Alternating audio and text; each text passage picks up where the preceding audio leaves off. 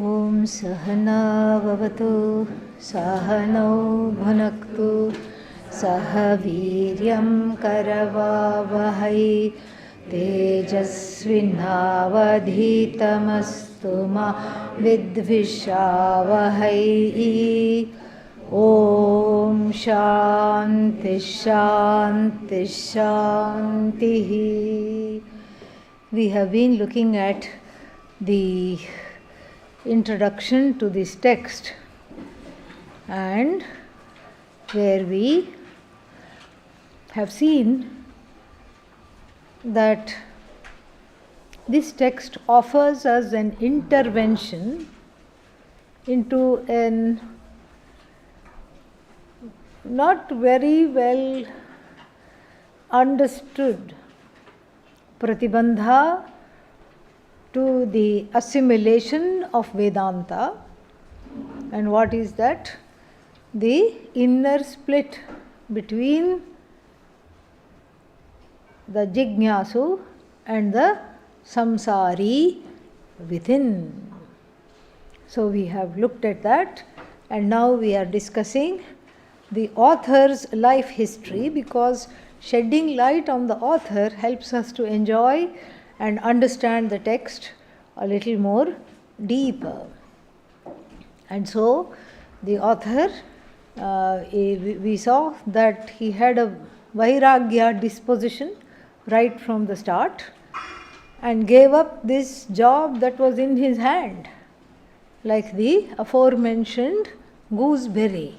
Actually, yesterday I brought for show and tell one gooseberry, but I forgot to show. So today I am showing and telling. Yes. Gooseberry in the hand. Okay. So the job that was like the Kara Malaka, gooseberry in the hand, he didn't have to work for it. Nice house, intimate connection with the palace and the king and everything, and all the goodies coming. And if you were connected to the Maharaja, amazing. Like, the person was very, very wealthy. And somebody showed me this when they were connected to some Maharaja of Madhya Pradesh, and not as a divan, but as somebody, some lowly post. Their ancestors were connected, their grandmother or great grandmother. And for their the Maharaja's daughter's wedding, they gave everybody sari spun of pure gold sari. Yes, this is how it used to be. So all that he said no, and we also know this, that he was married, he was a grihastha, not a sannyasi, but great Vedantin. And what did he do? He did not say no and then dragged his elderly mother and wife through this. No, he asked their permission. He said, do you want all this? I don't want this, but if for your sake I will do whatever is needed as the provider for this family. And it is said that his mother and his wife had more vairagya than he did, and they said, let's pack up. We are already packed, let's go. And they left. So in Trichy also, he brought that dead person back to life, and there again he became famous. And so then he went to Tanjavur district and Tiruvadamaradur, and then after that he made his home. He understood by this time no amount of running away is going to keep him from people. He is a magnet for all kinds of people, so he has to deal with his karma. So he stayed in a nearby village, Thiruvasalur or something like that it is called, and then there it became like a Vedanta hub. He was a contemporary of Sadashiva Brahmendra, a very renowned Vedantin and composer, and then he was also a contemporary of Bodhendra Saraswati, a pontiff at the Kanchi Mutt. And so this village became a little Vedanta hub where all these Swamis used to come and discuss different things with him. He was a prolific writer and has written many shlokas and things, out of which Doshapariharashtakam is one of them. Some of the shlokas have not survived time. There is one very excellent one called Bhagavan Nama Bhushanam, but only few verses are available to us because they are quoted by Sadashiva Brahmendra, and so like this. And then there is also, he composed all these things extempore, meaning on the spot he would sit and compose or stand and compose. And everybody knew him as a Shiva Bhakta. And so one day what they did was, they just to test him, what they did was they dressed up Lord Shiva in Krishna's clothes. So one Shiva Linga they dressed up to look like Krishna, and they thought he will bypass this because he is a Shaivite and he will not look at Krishna even. But he ran out of his house and composed a wonderful shloka called Krishna Dwadasha Manjari. 12 shlokas he composed right on the spot for Lord Krishna, and all those people, they came and said sorry to him. And this his life was very full of all kinds of these kinds of events.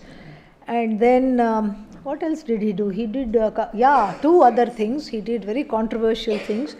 First one was, there was a Shraddha ceremony at his home where you have to feed this many Brahmins and everything like that. And then he was going home to attend the ceremony from wherever he was, and on the way he met some funeral grounds keepers and their families who said they were very hungry. So he got all of them and then emptied the food by the time the Brahmanas came. By the time the Brahmanas, they were supposed to feed the Brahmanas. By the time the Brahmanas came, what was there? Empty pots and pans. And of course they got very insulted, because you don't do this in India, especially with food. You don't have jokes, you don't have games. We take food very, very seriously.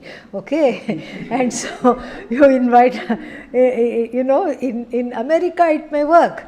You invite somebody to dinner and then you forget about it. But in India, no, we take food very seriously. Food is love, food is comfort, not just here, everywhere it is that. Food is love, food is comfort in many cultures. And so food is respect. And so when these people, they were invited to come, and when they came, nothing is there. They got very irate and put lots of curses on him and went away. So he had to do this, I think, for some time. And so the next day he just put durva grass wherever the Brahmana had to sit, and asked his wife to cook. The wife cooked, and then in the place of the grass, one Brahmana appeared and then ate the food and went. So he managed. And then his wife told him, just because you have all these siddhis, you can't show off like this. This is not okay. And we have to live here for the rest of our lives. You have to make peace with those Brahmanas. Go make peace with those Brahmanas. Ask their forgiveness. So he went, called all of them, asked their forgiveness. They were not ready to forgive. They said, we don't know who you are. We don't know you. Talk to the hand. We are not going to do this. We are not here. And then what did he say? He said, what can I do by way of prayaschitta, atonement? They said, well, we could forgive you if you went to Kashi, Varanasi, or wherever the Ganga flows, and then did what? Took a dip in the Ganga and came back. He said, but I am old and it's winter and everything is aching. Even in South India, everything is aching. Imagine if I went to North India in search of the Ganga, I will have a very hard time. And in those days, you can't make Indigo flight booking, okay? Yeah, you have to go, you have to take what they used to call the train Agni Ratha, because it was really fueled by coal. And so you had to take Agni Ratha train, you had to take at that time, or you had to go take some other inconvenient bullock cart, etc. Combination of train and bullock cart, inconvenient modes of transport. He said, everything is hurting everywhere. Can I do something else? They said, no, we will not be satisfied unless you go bathe in the Ganga and come. He said, okay, well, Lord Shiva knows I can't make this journey. So I'll tell Shiva to send the Ganga to my home backyard well. Well. Guess what happened? The well, which was dormant for a long time, started to overflow and flowed through the streets of this village, and until there was so much water and no rain. It was just from his well, all the whole Ganga flowed, and then instead of him asking sorry, and he was bathing in it every day, saying that okay, I'm doing prayashchitta, and then instead of him asking sorry of the Brahmanas came and said, we are very sorry to have tested you, please recall the water. He said, I am not Shiva. Shiva, you pray to Shiva. Shiva, I am not doing this. Shiva did this. You asked Shiva. So they all humbly bowed down and asked Lord Shiva. And then he said, see, they are praying so nicely, Lord Shiva, listen to them. And then the water stopped. Even today in this village, they have I think 10 days. 10 days the Ganga flowed. The Ganga, the South Indian Ganga flowed for 10 days. So that well is still preserved. And then they have a Ganga Avatarana Samaroha, a festival. The Avatarana means the Ganga coming to the earth a second time. From this well, they have a festival. Every year they have a festival, and there is a small ashram, and then the trust, everything they do.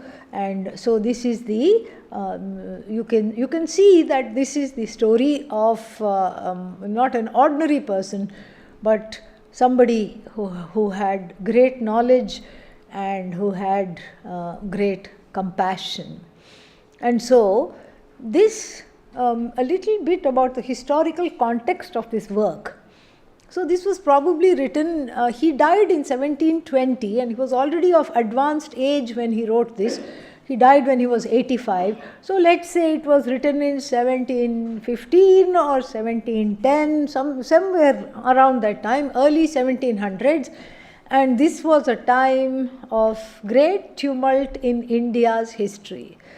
And Bharat was ruled over by these Persian and other Islamic kingdoms for 700 odd years, and by the Britishers for 200 years. And during the 17th century, we saw the collapse, the starting of the collapse of the Mughal Empire and the beginnings of what would later on become British colonization. Before that, the British, the Portuguese and the French were circling the country like vultures. What can I grab? What can I do? Like the vulture looks to see where is the prey. And they were doing that. And in this tumult, there was also from the 13th to the 18th century, we have perhaps for this reason a very great Hindu renaissance in the which is called everybody knows this, which is called as the Bhakti movement. From medieval times to the end of the 17th to the end of the 1700s, we have what is called the Bhakti movement. There was an urgency to redefine oneself. There was a desire to redefine oneself. And there was also a great impetus to keep the Sanatana Dharma in the face of so much foreign invasions, tumult, and all kinds of distress. The people turned to the Sanatana Dharma, but then that Sanatana Dharma by this time had become very what's the word for it? Very far away, paroksha to the people. So there was the priestly class, and you have to go through them to do any puja, and then all these things. There was not some direct connection to Ishvara, and then so the medieval saints, this is what they accomplished. They connected people directly to Bhagavan. And so starting with all kinds of Kabir, Saint Kabir, Saintess Mirabai, Bahinabai, and this one Muktabai, so many saintesses were there. And then all the other saints, they made fun of the establishment which had become very oppressive and far away from the people. They grabbed, as it were, Ishvara and gave it to the people by composing heartfelt hymns in so many languages, not in hard to reach Sanskrit, but in the vernacular tongues of the people which they talked every day. So this way, like the Kabir's teachings and the Kabir's worship is all in the form of whatever the dialect was, Khadi Boli. And then, so from thinking about religion as a series of rules, establishments and an institution, people started to think of religion as God-centric. Finally, it is theocentric. It is not some establishment-centric. It is not pontiff-centric. It is not Shankaracharya-centric. It is not Pitha-centric, Matha-centric. It is people-centric. So there was a great revolution, and which escaped, because if this is the sandhi between two junctures, and the sandhi is a time, they say, of danger, because anything can happen, but sandhi is also a time of great possibilities. Great possibilities happens at time of sandhi, because nobody is looking. The British, the French and the Portuguese are trying to grab certain things, and then they are trying to do things and colonize and what not. And the establishment is in a certain way ready for a transition, and then the transition happens organically. It's a people-centric transition, and then this is also a great time for very interesting works of Vedanta to be composed. This one definitely, and I'll tell you why it is like this in a little bit. This one definitely, and another one that comes to mind of the same time period is called Bodhasara. Bodhasara, another one. Very, unorthodox. This also, as we will see, is extremely unorthodox. In what way is it unorthodox? Because you see, the thing is that the general works on Vedanta, secondary works, are called either Prakarana Granthas or Manana Granthas or Nididhyasana Granthas. So Prakarana Granthas to continue with our Shravanam, Manana Granthas to remove the doubts, and Nididhyasana Granthas to recall contemplatively what this Vedanta is all about. This was like how the structure was. But Doshapariharashtakam we cannot put anywhere, and as we start the text you will see that. We cannot really put it anywhere. And why can't we put it anywhere? Because it does not subscribe to any of the norms of Vedantic writing. And there is a reason for that, which we will see. And so this way, this time period was a time period of great possibilities, and then it looks like he took full advantage of this to bring something of note to the public. And this is to heal the split of the ahankara by focusing on one particular dosha. What is this dosha? Fault finding. That itself is dosha, is samsara. Doshaparihara means getting out of samsara. Remedial measures to get out of samsara is the parihara for the dosha, and so that is what this is all about.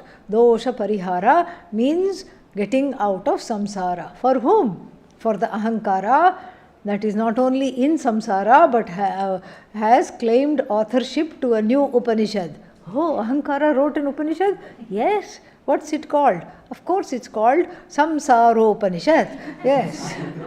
Oh, that's nice. It's telling us how to get out of samsara? No. What is it telling us? How to remain in samsara effectively. How to not be outdone by samsara. How to remain in samsara. So you see, so there is a very much a need to heal this inner split, And if we look at the source of the inner split, of course it is Atma Ajnanam. The source of every problem is what? Atma Ajnanam. That is the ultimate source. But if you look at the immediate source of this fault finding, it is what? What is the cause of this fault finding? Insecurity centered on the self, which leads to a projection of problems on others.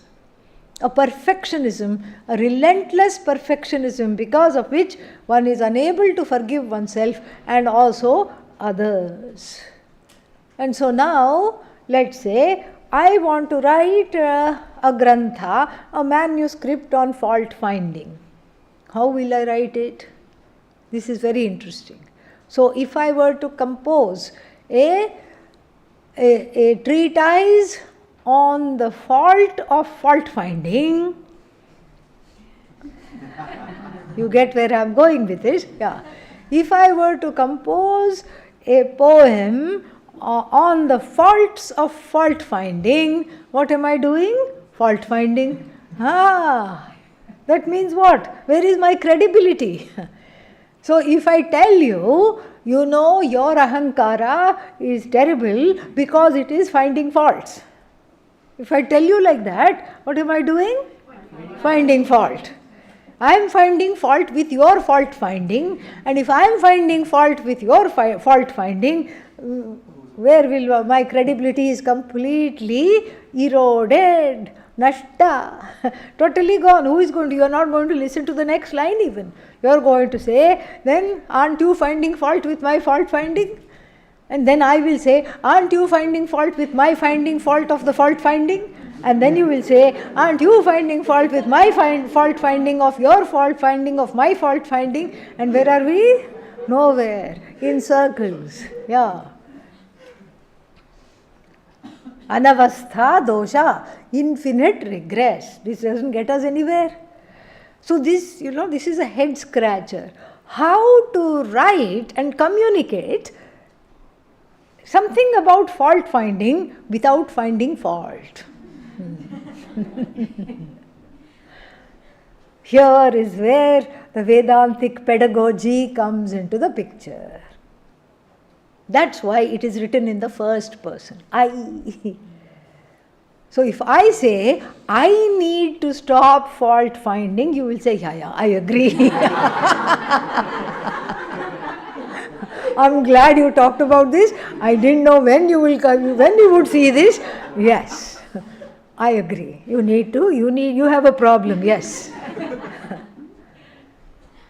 So this is the first reason why it is, and also it is very interesting because it cannot be written like a prakarana grantha, because the credibility of the author would erode the credibility of the text. So therefore, it is written in the form of a samvada between the author himself and his Ishtadevata, Bhagavan Shiva. This is what is it called? This is what the style is. It's a dialogue. And then because this is an ingenious, very well thought out, nobody could have anticipated that he would have so much clarity to do it in this way. Because if he had said, all the jivas have this problem, and then what? He's also finding the problem, so he's not part of the solution. What does he become? Part of the problem. And so therefore what he says, when will my fault of finding fault go? Hey Isha, oh Ishvara, when will this go? Oh God, when will this go? When you ask like this, then the person feels like reading it.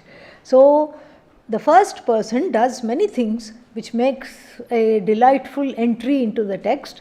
First of all, it resolves the problem of fault finding, so that the person writing about fault finding is not fault finding, is writing about it without finding more faults. And secondly, the I here that is there, it's easy to hear. It's very easy to hear. Because if I said, Here is a list. Today we are going to study a list of a text which lists all the things that are wrong with you. Yes. And then you'll write me a text. I don't feel very well. I think I'm going to stay back from class. I have a fever coming on. Correct? Why? Because nobody likes to be accused. This we have been seeing in the 6th chapter Bhashya. Nobody likes to be accused. Nobody likes to be pointed and criticized. In fact, the ahankara that is wanting to stay in control is extremely sensitive to criticism. Extremely sensitive to criticism. And so, did I do a good job? Yeah. You just said yeah. You didn't say yeah, it was good. No, yeah, it was good. How good was it? Only good, but not very good? No, it was very good. What now? You didn't say it was the best. You see? So, in this way, nothing suffices because the person is a validation hog, having beaten many generations of each time being a jiva, having beaten many styles of invalidation. The person is a complete incarnation of invalidation, the jiva is. So, even if somebody looks in a certain way, why you are looking at me like this? No, I was just thinking something else. You can look up and think, no? Why you are looking at me and thinking? Even a look is enough. Even a word, a gesture is enough to make one feel bad. This is the fragility or the jiva's fragility. And so, the second reason why it is in the first person is because it is to overcome the jiva's fragility and to bypass the jiva's fragility, because whoever is reading this, if the 8 verses were going to say it's all your problem, then the problem would remain a problem. Nobody would be interested in a solution. In fact, instead of feeling better after studying a Vedanta text, they would all feel depressed. Yes, depression Upanishad, it would totally become a downer. I want to feel happy when I study a Vedanta text, even if it points out that there are certain problems I have to overcome. I should still feel happy. I should still be in the place of receptivity, not some kind of the blocks that are already there should not increase. The text should not make me feel more shut down than I am, more defensive and more reactive than I am, because the purpose itself is what? Gone. It is at cross purposes. And so that is the second reason why it is written in the first person. And what is the third reason? The third reason is because this is again a very ingenious pedagogical device. Because he is referring to himself as I. When you read, what are you reading? Indirectly, it's an intimate way of looking at our own faults through looking at the faults of another. And so, not to be defensive, but I also own up without being reactive, without being defensive. I own up my own problems. This is the reason why it is there. Very ingenious work, not the easiest of Sanskrit, but we will get through. Okay, we will stumble and get through. And then the meter, something about the meter before we get into this. It is called Vasanta Tilaka. Vasanta Tilaka meter. Vasanta means what? Spring. Yes. Tilaka means that which is the prominent mark on the forehead. When you meet the person, what do you see? Tilaka. So that means it is like a burst of spring. It is a burst of spring. So it is very apt, because when we overcome this internal division through the through correcting the fault of fault finding, there is a burst of spring from the winter doldrums of Vedanta stagnation. We come to a burst of spring. Yippee, we are making progress. Yet again, we are not stuck in this impasse. We are not constantly at loggerheads with ourselves and stuck in this impasse. We are making progress again. Vasanta Tilaka. And then in the tradition, in the Shastra and in the temple worship, we have a way in which the deities in the temple are put to sleep at the last puja. It is called Dola Seva. You have little, what are they called? Swings. You rock them and you sing them a lullaby. So if you have sung them a lullaby the previous night, what do you do in the morning? You have to wake them up. And these, not with some coffee, okay, yeah, that comes later, okay, this is Bhagavan. So you have to say things like, very adoring and sweet things are said, like, the sun will not rise without you, O Bhagavan, please rise, make the sun rise, make the day start for me, so that I can go about my day. So this morning seva is called Suprabhatam. And the same tune here, Vasanta Tilaka and Suprabhatam tune is here for this. Why? Because this is a wake-up call. This is a wake-up call for who? The sleeping Jignasu, who got tired of arguing with the bully portion of the Ahankara, and just got tired and gave up and got hopeless and went to sleep.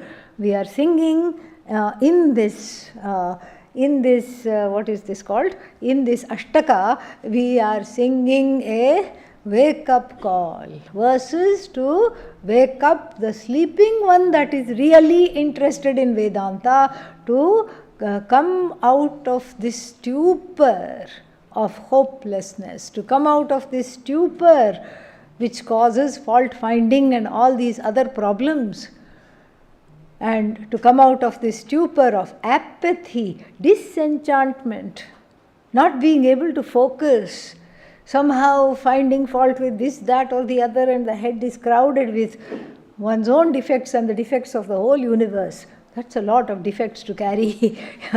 So this is that is how it proceeds.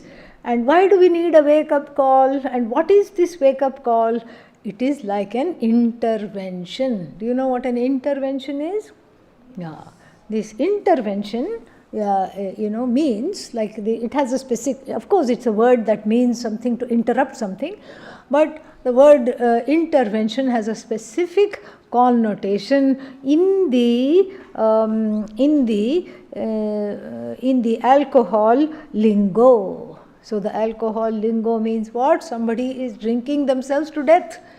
They are not, or any other substance abuse. So many things are there. They are not listening. You have tried telling them, other people have tried telling them, and they are harming themselves. They are harming all their relationships.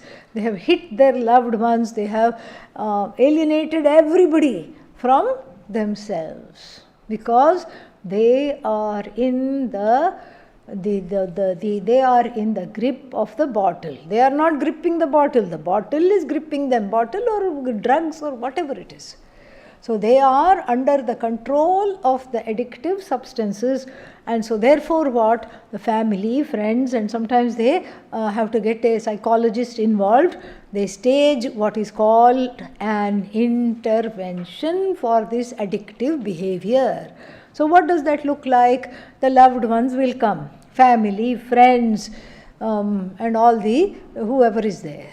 Ex-friends. Why? Because they are no longer talking to them. They are not talking to anybody. And so all of them come and they sit down, and then the person is confused. The one given to the addiction is confused. What is ye? Kya ho raha hai? What is this? Why are you all here? Is it my birthday? Why are you here? So then each one will either read a letter or say some heartfelt things. First they will say how much they love them and what all are the things to appreciate about them, and then they will say these behaviors in the last 6 months, 10 years, whatever they want to say, in the last so many years, so many months have caused us great distress. You have done this, you have done that, and I have felt like this, and I have been alienated from your life, and in fact you have alienated all of us, not just one person, two persons, and you can say, okay, you didn't get along with them, but you have alienated each and every person, and this addictive substance is slowly killing you from inside. It's going to fry your liver, it's going to fry your lungs, whatever it is you want to say, and everybody says. And then what? Before that, the family and the loved ones would have done their homework. There is a car and a designated driver waiting outside the house, and then they have already made a booking in a detox clinic. Okay, so then, because there will be 1 week moment where the person just breaks down and said, I did not know I caused so much harm. That is the time to say, it's not too late, come on, get into the car. You can't tell the person, and the person will say, no, I'll go tomorrow, I have to set my affairs in order. And then to that the loved ones will say, your affairs have been out of order for many many years. I am the one paying your bill, the mother and father will say, and the sister and brother will say, I am the one managing your meals, I am the one doing this. Your life has been out of order, there is nothing to put in order. Get into the car now. Because tomorrow never comes, we know that. Every person given to alcohol or some addiction will say what? I will leave tomorrow. Tomorrow never comes. And so therefore what? It has to be done on the spot. It's an intervention. So similarly, the jiva is also addicted. No, I have no such bad habits, I am not addicted. You are addicted. To what? Samsara. Samsaraholic, everyone is addicted to samsara. Addicted to all the little delights that it offers, and all the other big delights it promises but never delivers. Samsara does not deliver. Samsara promises a lot of things. Everything looks glitzy, glamorous, lot of bling, beads and baubles everywhere.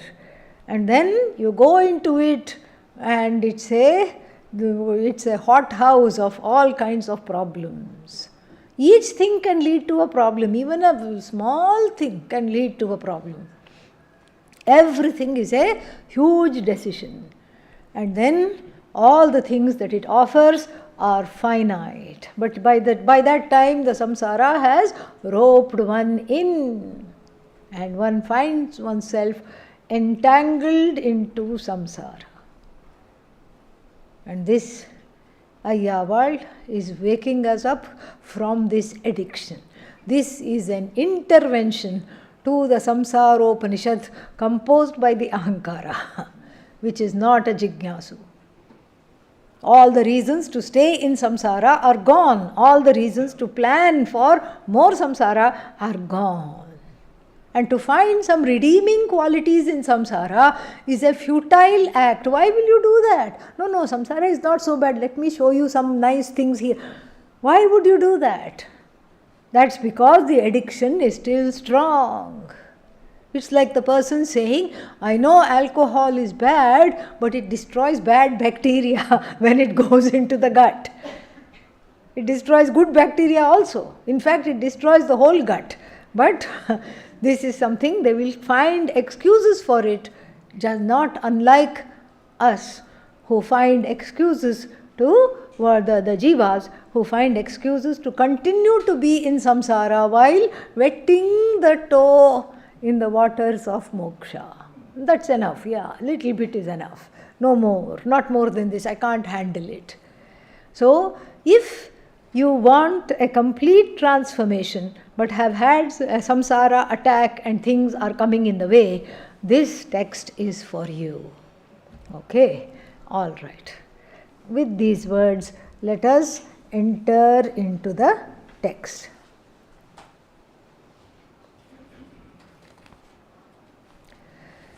Anyasya dosha ganana kutukam mamaitat.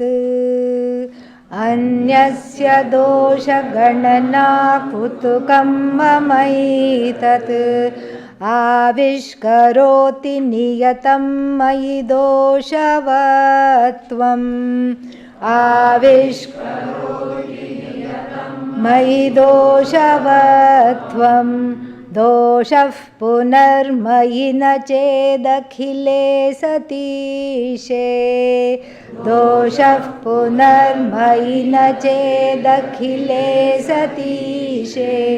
Doshagrahah kathamudetu mamesha tasmin. Doshagrahah kathamudetu mamesha tasmin. Dare we attempt it together? Okay, one more time you repeat, all right? Yeah. Then after that we'll repeat it, yeah. Anyasya dosha ganana kutukam mamaitat. Anyasya dosha ganana kutukam mamaitat. Avishkaroti niyatam mayi doshavatvam. Avishkaroti tam mayi doshavatvam.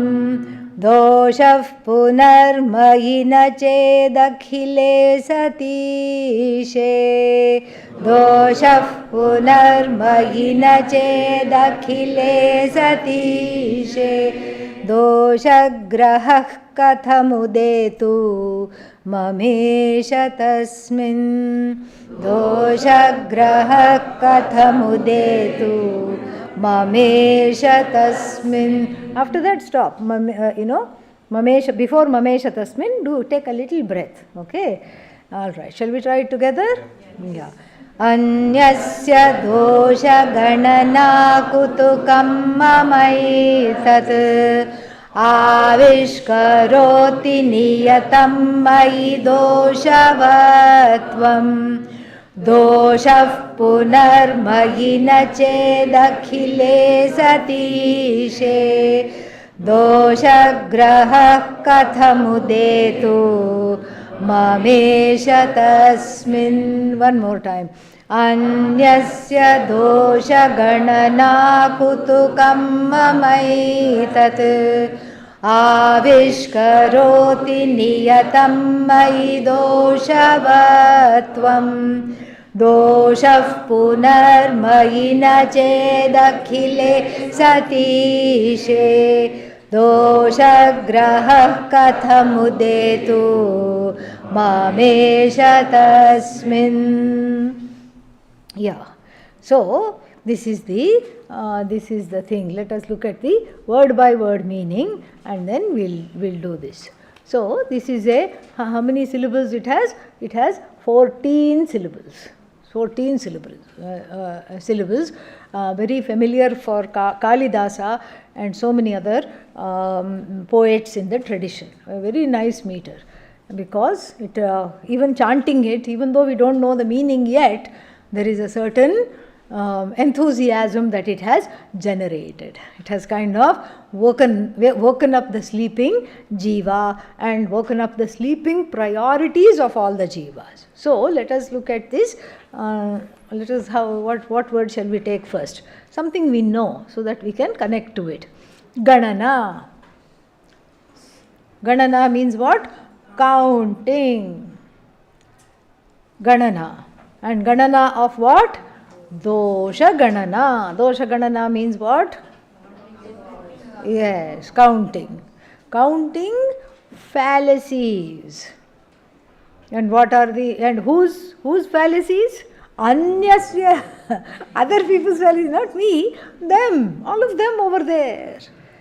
And then sometimes the me grows a little bit, not me or my family, outside my family, all of them are idiots. Okay, and then sometimes the eye grows, like living in the ashram, the eye grows. The eye grows to include everybody in the ashram, those behind the back gate, outside the back gate, idiots, and those outside the front gate, morons. And so this is how the whole thing unfolds. Where the I and things connected to I, that is protected, and always the dosha is where? Somebody else. Anyasya dosha ganana. The counting of other people's problems, faults, and what else? Omissions and commissions. Why did they do this? They should know better.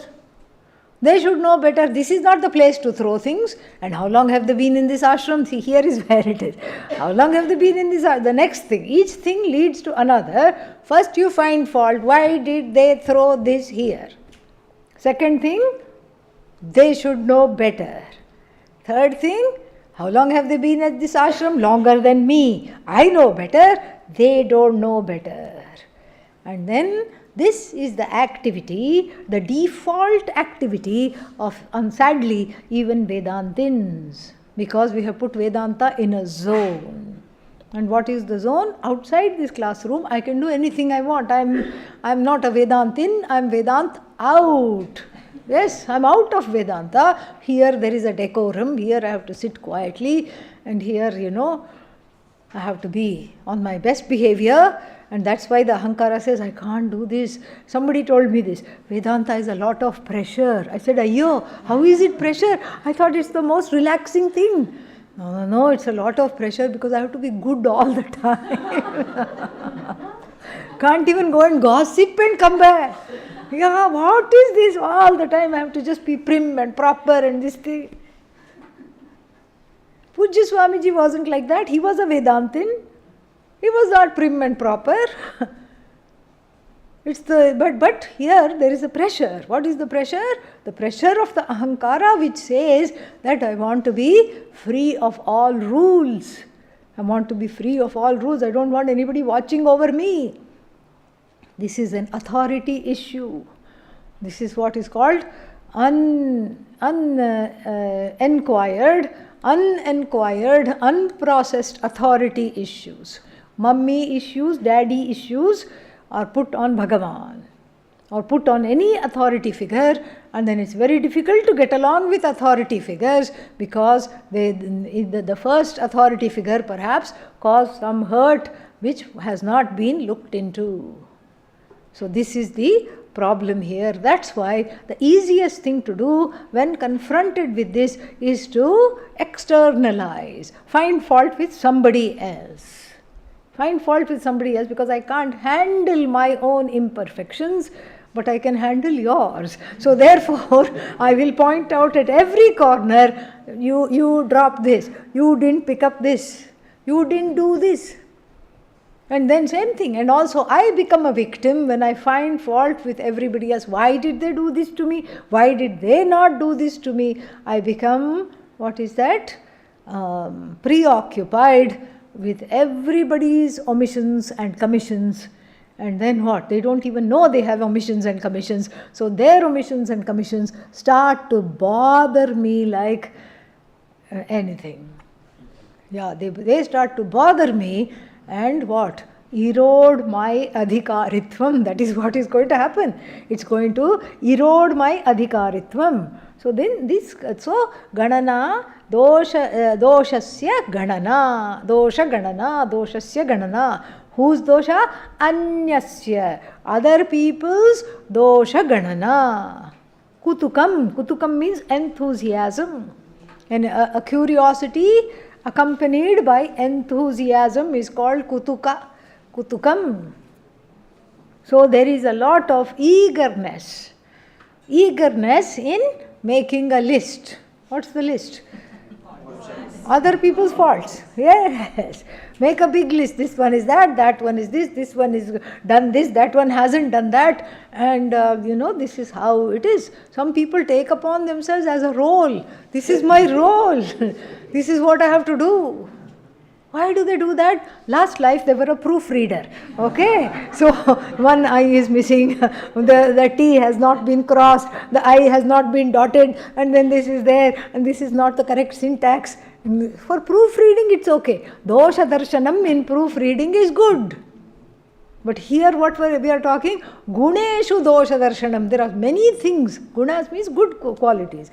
Guna ganana can be done, but what am I doing? Dosha ganana. I am choosing to not look at any of the good qualities they have. What am I doing? Only dosha ganana. If I do guna ganana, at least my adhikaritvam will increase. If I do dosha ganana, what will happen? Even the little flickering flame of mumukshutvam will die away. Ram Naam Satya hai. Yeah, not to the person, to the mumukshutvam, to the desire for freedom. We have to give it the last rites. It will die away. It is on the last breath. That's why this thing is like a clear. It is shocking. It is shocking the dying mumukshu back to life. That's why this is a fantastic work. So, anyasya dosha ganana kutukam. Kutukam mama etat. So, etat. So then, so there is a great eagerness and, for what? For this kutuka. What is this kutuka? Enthusiasm, eagerness. So this eagerness, whose eagerness is this? Mama, my own eagerness. And I have a funny situation. I am very eager to find fault. My eagerness to find fault, my enthusiasm increases when I am to talk about other people. But then when I am supposed to say something good about them, others, then I don't find anything. I am at a loss for words.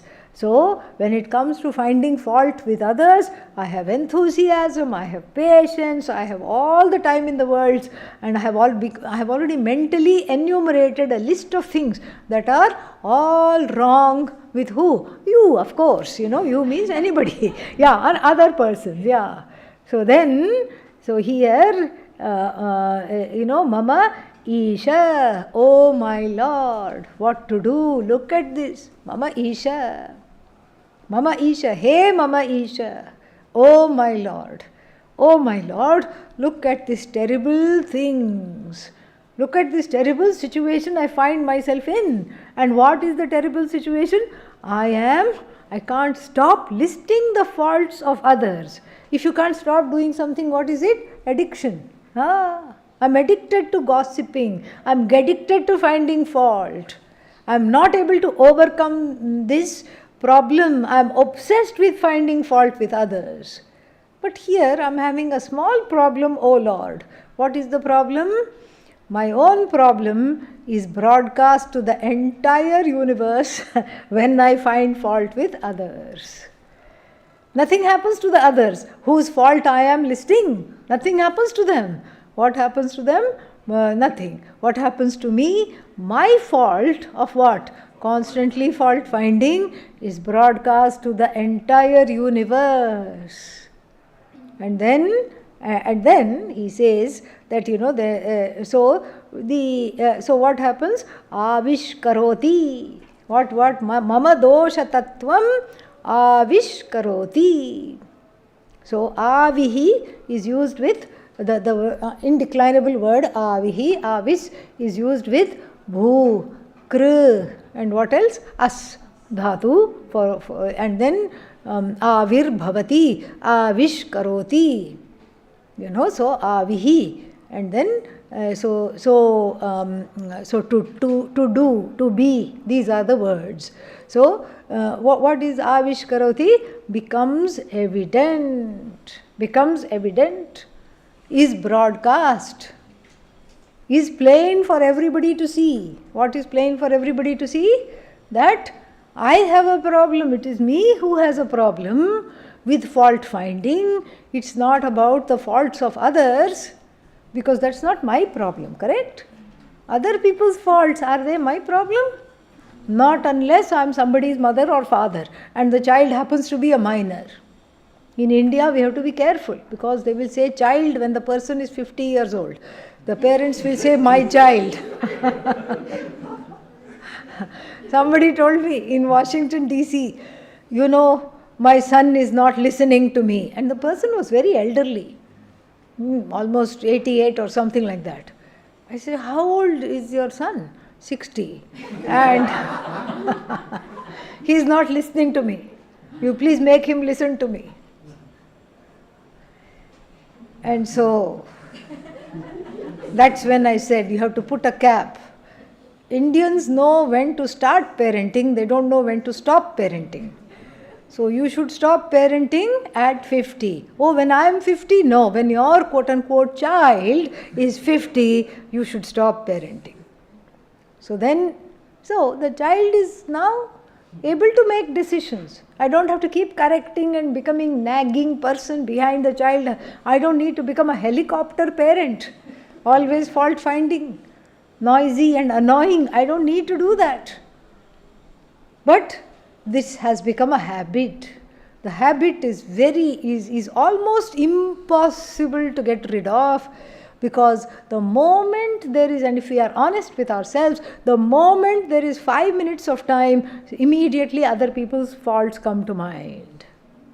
Immediately. This one did this, that one didn't do this. How could they do this to me? Why did they do this to me? Like this, one is in the grip of this, in this problem. So, let us look at this.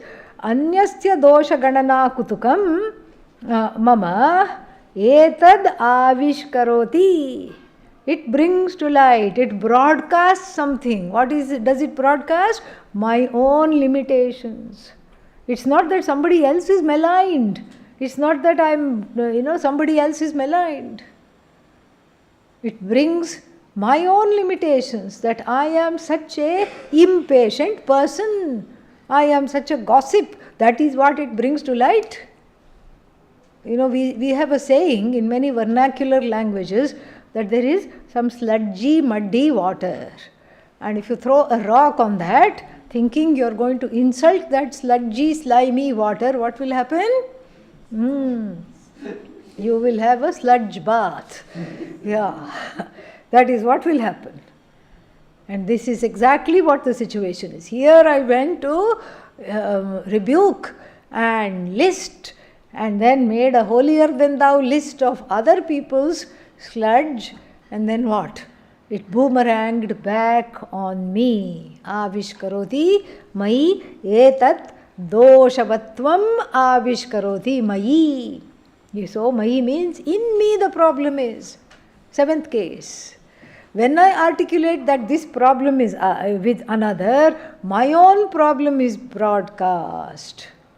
And then, so anyaha means what? It could be anyaha jivaha, or anyaha could be jagat, anyaha could be Ishvara also. Jiva, jagat, Ishvara, that anyaha can stand for any one of those things. So the fault finding about a situation, about an inanimate condition, about an event, about a circumstance, about a person, this fault finding is what? It is my own downfall. My own show is slipping, or rather my slip is showing in the process. Yeah.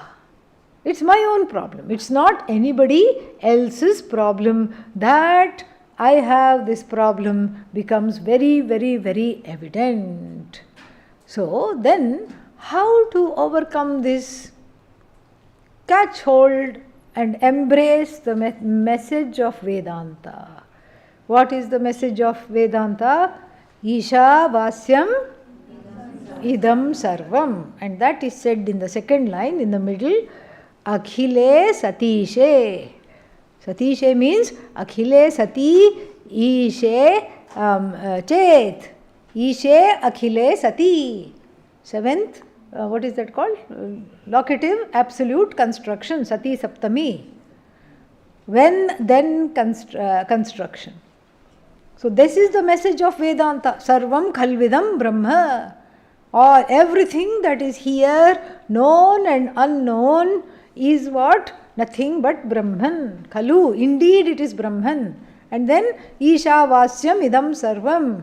This Isha is what? Is the one that is pervading the world of everything that I know and everything that I know. The entire world of names and forms is pervaded by Ishvara.